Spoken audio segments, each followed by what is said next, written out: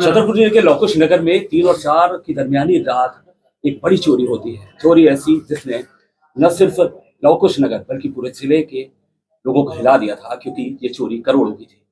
आखिरकार लोकेश नगर पुलिस ने पूरी टीम के साथ इस चोरी का खुलासा कर दिया है।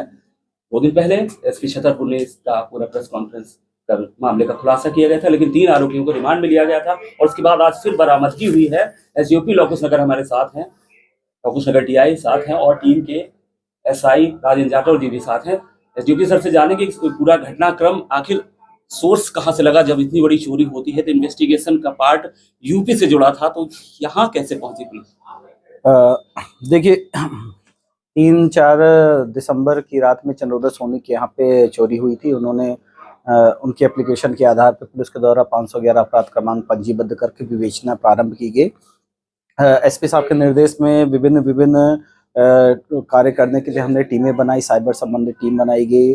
आसपास के जो भी बदमाश हैं जो इस तरह की घटना को अंजाम दे सकते हैं, उनकी धरपकड़ के लिए टीम बनाई गई और भी विभिन्न प्रकार की आसूचनाओं के लिए टीम बनाई गई। साथ में कई सारी चीज़ों पे हमने काम किया।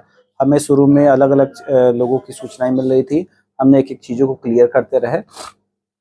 धीरे धीरे और भी मुखबिरों को डेवलप करते रहे। साथ में जितने भी यहाँ पे सोनी जी के माध्यम से और जितने हम लोगों के परिचित थे उनके माध्यम से भी जो स्वर्ण व्यापारी हैं उनको भी ये मैसेज था कि ये बड़ी चोरी है, कहीं भी अगर आपको ऐसी कोई सूचना मिलती है तो तत्काल पुलिस को सूचना दे। तो इसी कड़ी में इस तरीके की जानकारी मिली कि राठ क्षेत्र में वहाँ पे सोना काफ़ी बड़ी मात्रा में बेचने की सूचना मिली। इसकी तस्दीक करने के लिए पुलिस अधीक्षक महोदय के द्वारा एक टीम का गठन किया गया और जब वहाँ पे पुलिस पहुंची और अपने मुखबिरों के माध्यम से चीज़ों को क्लियर किया तो वहाँ पे हमें काफ़ी अच्छी लीड मिली और उसके बाद में लगातार पुलिस उस लीड पे काम करती रही और हमें इस संबंध में सफलता मिली। अभी तक 4 आरोपी गिरफ्तार किए गए। मेन एक्यूज जिसके बारे में बताया जाता है लल्ला राजपूत, एक लंबा क्रिमिनल उसका बैकग्राउंड है और तमाम किस्से उसके बताए जाते हैं। किस तरीके का सर अपराधी, अभी तक क्या जानकारी मिल पाई उसके बारे में? देखिए अभी जो हमें वहाँ के पुलिस से जो जानकारी प्राप्त हुई है और जो हमारे उस क्षेत्र के जो मुखबिर हैं उनसे हमें यह जानकारी मिली है कि ये सोने की चोरी काफ़ी बड़ी चोरी करने के लिए एक्सपर्ट है और इसके पूर्व भी ये जेल में था, कुछ महीने पहले ही जेल से बाहर आए हैं। इसके अब तक 13 आपराधिक रिकॉर्ड हैं और सभी बड़े ऑफेंस हैं। सर सुनने में ये भी आया है कि ये जो एक्यूज्ड है लल्ला राजपूत, वो मंगलवार और शनिवार को ही इस तरह की घटना को अंजाम देता। कहीं ना कहीं ये क्लू भी काम आया पुलिस इन्वेस्टिगेशन?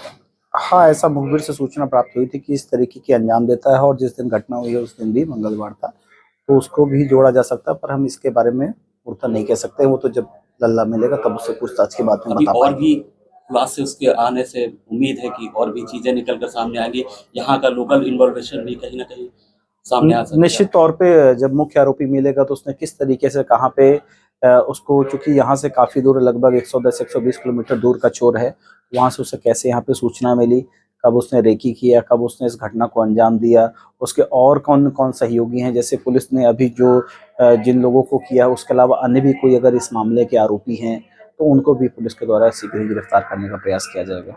छतरपुर में बिटवीन दिसंबर टू जैन 2 बड़ी ऐसी चोरियां होती हैं। आमतौर पे अभी तक चोरियां होती थी तो उसके सोर्स जो तार रहते थे कहीं ना कहीं लोकल एक्यूज से, पुराने जो हैबिचुअल जो चोर उन पे जाते थे। ये दोनों चोरियों में, चाहे बमीठा की चोरी हो वहाँ से पूरी गुना से तार जुड़े निकले, यहाँ रहे उत्तर प्रदेश से तार जुड़े निकले।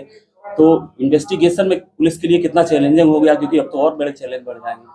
निश्चित तौर पे देखिए पिछले कुछ वर्षों में आप सभी जान रहे हैं कि छतरपुर कुछ कारणों से काफ़ी प्रसिद्धि पाया है। तो यहाँ पे क्या है, पूरे क्षेत्र से लोग आते हैं और विभिन्न किस्म के लोग आ रहे हैं, सभी माइंडसेट के लोग आ रहे हैं।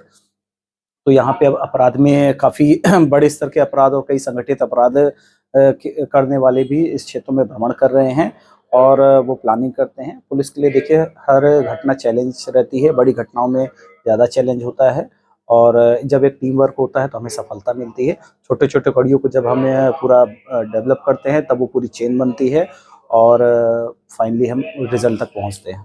डीजीपी सर ने खुद बधाई दी है पूरी टीम को छतरपुर जिले की। आप क्या कहना चाहेंगे? आपके नेतृत्व में पूरी कार्रवाई पूरी टीम के लिए क्या कहेंगे इस बड़ी उपलब्धि में? निश्चित तौर पे हमारी जो टीम है वो काफ़ी, उन्होंने टीम वर्क जो होता है उसका एक अच्छा उदाहरण प्रस्तुत किया है।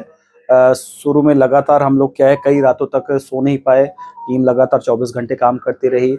शुरू में बहुत सफलताएं भी नहीं मिली, तो उससे भी लेकिन किसी भी टीम मेंबर ने कभी भी मोरल अपना डाउन नहीं किया। मेरे द्वारा या पुलिस अधीक्षक महोदय के द्वारा जब भी किसी भी स्टाफ को, हमारे थाना प्रभारी अलग अलग काम करते रहते हैं, उसके बाद भी अगर उनको कहीं भी जाने के लिए कहा गया तो वो एकदम एक्साइटेड होके क्या है उस जगह पे गए हैं। वहाँ से जो भी इनपुट मिला उसको क्या है वरिष्ठ अधिकारियों से साझा की, आगे की रणनीति बनाई। हमारे जितना मतलब आरक्षक स्तर से लेके थाना प्रभारी स्तर के, और मैं ये भी है कि पुलिस अधीक्षक महोदय का इतना बढ़िया सहयोग रहा, इतना बढ़िया मार्गदर्शन रहा कि न केवल अपने अनुभाग का बल्कि पूरे जिले से भी अन्य जिस भी टीम की हमें आवश्यकता पड़ी, और मैंने एक बार पुलिस अधीक्षक महोदय से ये निवेदन किया कि सर हमें ये स्टाफ चाहिए, तो उनके द्वारा पूरा सहयोग किया गया। हमने इस संबंध में सागर से भी एक आध दो साइबर एक्सपर्ट को बुलाया और भी कई लोगों को, तो पूरा सहयोग और मार्गदर्शन वरिष्ठ अधिकारियों का भी मिला।